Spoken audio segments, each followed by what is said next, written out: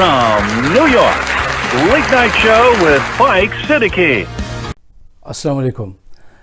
خواتین و حضرات، لاہور میں ایک نوجوان اپنی پریگننٹ گرل فرینڈ کو ایک کلینک میں ایبورشن کے لیے لایا اور اسے وہاں چھوڑ کر بھاگ گیا. وہ لڑکی زیادہ خون بہہ جانے کی وجہ سے مر گئی. گوجرانوالہ سے تعلیم حاصل کرنے کے لیے لاہور آئی ہوئی یہ لڑکی ایک مزدور باپ کی چہیتی بیٹی تھی. جب اس کو یہ علم ہوا کہ وہ پریگننٹ ہے تو اس نے اپنے گھر یہ خط لکھا، یہ کہا کہ مجھے ڈگری لینے کے لیے پیسوں کی ضرورت ہے، 1,00,000 روپے آپ بھیجیں. باپ نے ادھر ادھر سے پیسے جمع کر کے پیسے بھیجے. وہ اوباش وہ پیسے بھی خرچ کرتا رہا اور جب کلینک پہنچا تو اس کو چھوڑ کے وہاں سے بھاگ گیا. اس قتل کا ذمہ دار کون ہے؟ وہ آوارہ لڑکا یقیناً نمبر 1 اس کا ذمہ دار ہے، لیکن اس کے علاوہ یہ ٹی وی، اس کے ڈرامے، سوشل میڈیا، حکومت، اسکالرز، خونی لبرلز، موم بتی آنٹیاں، وہ جو کہتی ہیں میرا جسم میری مرضی، یہ سب اس جرم میں شریک ہیں. سوال یہ ہے کہ یہ تماشا بڑھتا جا رہا ہے اور یہ کیسے کنٹرول کیا جائے گا، اور اس کو کنٹرول کرنے کے لیے کوئی سٹیپس اٹھائے جا رہے ہیں یا نہیں، یہ بہت اہم بات ہے.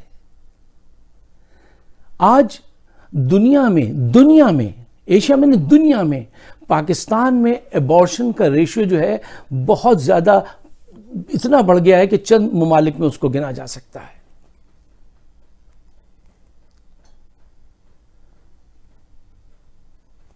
یہ اس کا ریزن کیا ہے؟ دیکھیے، اس کے ایک ریزن ہے جس پہ غور کرنا چاہیے.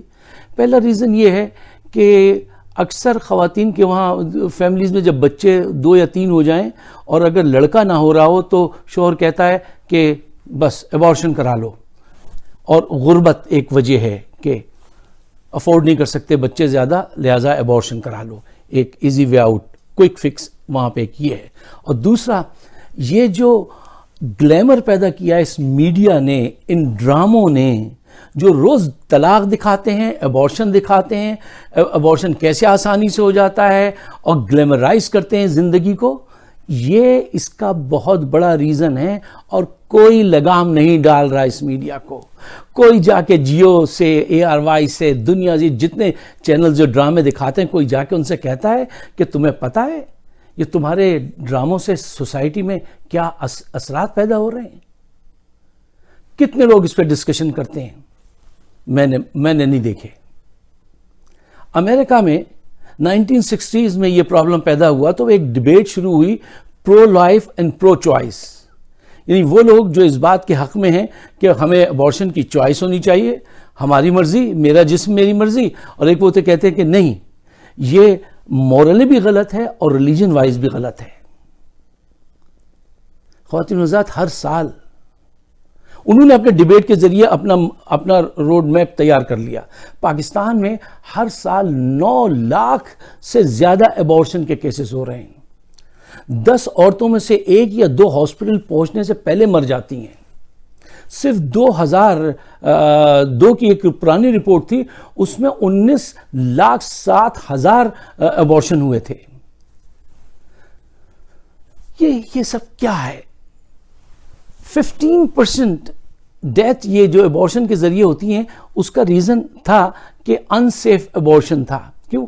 جاہل لوگ بھی اس بزنس میں ہیں، جن کو آتا نہیں ہے لیکن وہ پیسے لے کے جو ہے جان سے کھیل جاتے ہیں.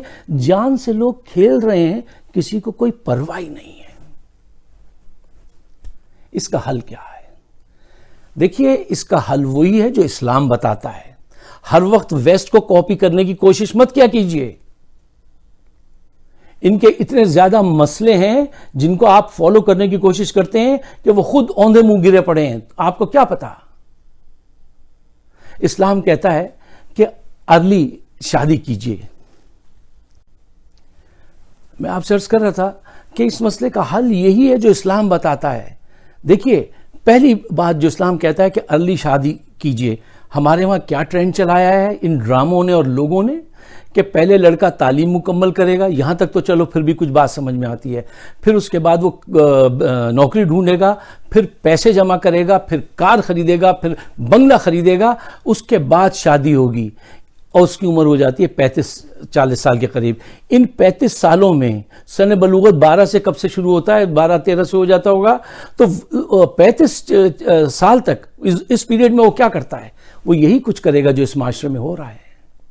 تو اس بات کو، یہ بات کیسے سوسائٹیز کیسے سنبھلتی ہیں؟ وہ ڈیبیٹ کرتی ہیں، وہ سیمینارز کرتی ہیں، کلینکس کرتی ہیں، مختلف موضوعات پہ بیٹھ کے بات کرتے ہیں وہ، اور پھر وہ حقائق سامنے لاتے ہیں تو لوگ پھر اس کو اپنانا شروع کرتے ہیں۔ ہمارے وہاں تو اگر آپ سیکس ایجوکیشن کا کوئی بات اگر اس پہ کر دیں تو سارے لوگ پریشان ہو جائیں گے۔ دیکھیے، یہ نئے دنیا کے حالات کو نئے انداز سے سمجھنا اور چیلنج لینا ضروری ہے۔ آپ ڈھکے چھپے انداز سے، کوئی غلط انداز سے نہیں، لیکن اس کی تعلیم دیجئے اس انداز سے کہ مقصد بھی حل ہو جائے اور آپ کے کہنے میں کوئی شہوت نہ ہو، آپ کے بات بتانے میں کوئی ایسی بات نہ ہو۔ یا یورپ میں تو بچوں کو اسکول میں بنانا پہ کیلا چڑھانا سکھا دیتے ہیں۔ آپ کے وہاں شادی کی رات تک کچھ نہیں پتا ہوتا بعض لوگوں کو،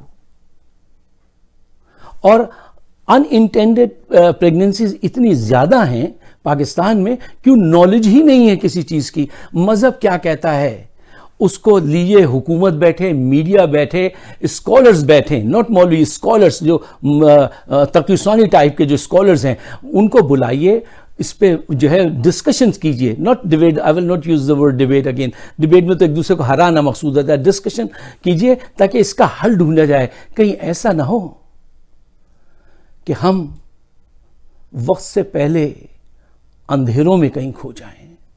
کیوں؟ معاشی طور سے ڈیکلائن میں ہیں، اپورڈ کہاں پر ہیں، کس فیلڈ میں ہیں؟ کہیں نہیں ہے۔ بھائی مغرب نے تو یہ بےہودگی جب اختیار کی نا، جب ان کے پاس سائنس ترقی کر چکا، معاشی طور سے مضبوط، ٹھیک ہے نا، تو وہ تو اپنے مسائل کو حل کر لیتے ہیں، ہم کہاں سے حل کریں گے؟ اور یہ میڈیا اوپر سے آ گیا ہے، سوشل میڈیا، اس کا صحیح استعمال کیجئے۔ دیکھیے، انتظار مت کیجئے کہ یہ حادثہ آپ کے ساتھ خدا نخواستہ کل ہو، لیکن لوگ اتنے بے حس ہو گئے ہیں کہ ان کے ساتھ ہو جائے تو بھی وہ نہیں بدل رہے ہیں۔ خدا سے پناہ مانگیں۔ جو مذہب اسلام نے جو گائیڈ لائن دی ہے، مثلا مذہب اسلام یہ کہتا ہے کہ اگر عورت کی جان بچانی ہے اور بچے کا وجود ابھی تک نہیں آیا تو وہ ابارشن ہو سکتا ہے، لیکن اگر بچے کے ہاتھ پیر بن گئے، اس کی ہارٹ بیٹ آ رہی ہے اور اس وقت تو آپ قاتل ہیں، آپ قتل کر رہے ہیں۔ اس بات کو یاد رکھیے گا کہ جب بچے کا وجود بن گیا، اس کا دل دھڑک رہا ہے، اس کے ہاتھ پیر بن چکے ہیں، اب آپ ابارشن کرا رہے ہیں؟ آپ ابارشن نہیں کرا رہے ہیں، آپ قتل کر رہے ہیں، آپ قتل کرا رہے ہیں۔ اور قتل کرنے والوں کو بھی سوچنا چاہیے کہ وہ کس طرح سے کسی معصوم کا قتل کر رہے ہیں۔ مذہب اسلام کے دائرہ کار میں رہتے ہوئے ہر چیز کا حل ہے، اگر سنسیئرلی ڈھونڈو۔ مولوی صاحبان یہ نہیں ہو کہ وہ آ جائیں ڈسکشن کرنے ڈنڈا لے کے، ایک دم حرام ہے، مار دو، لٹ دو، پھاڑ دو، نہیں، یہ نہیں کیجئے۔ اسکالرز کو بلائیے، میڈیا کے لوگوں کو بلائیے، ڈسکشن کیجئے اور کوئی حل ڈھونڈیے۔ اگر یہ میری سوچ آپ کی بھی سوچ ہے تو اس کو ضرور شیئر کیجئے، آگے بڑھائیے، اور اگر یہ سوچ آپ کی سوچ نہیں ہے تو مجھے بھی گزرے ہوئے خیال کی طرح بھلا دیجئے اور اپنی سرمستیوں میں دوبارہ مصروف ہو جائیے۔ میرا چینل ہے فائق صدیقی شو، اگر آپ سبسکرائب کریں میری ویڈیو تو بڑی عنایت ہوگی۔ شکریہ، خدا حافظ۔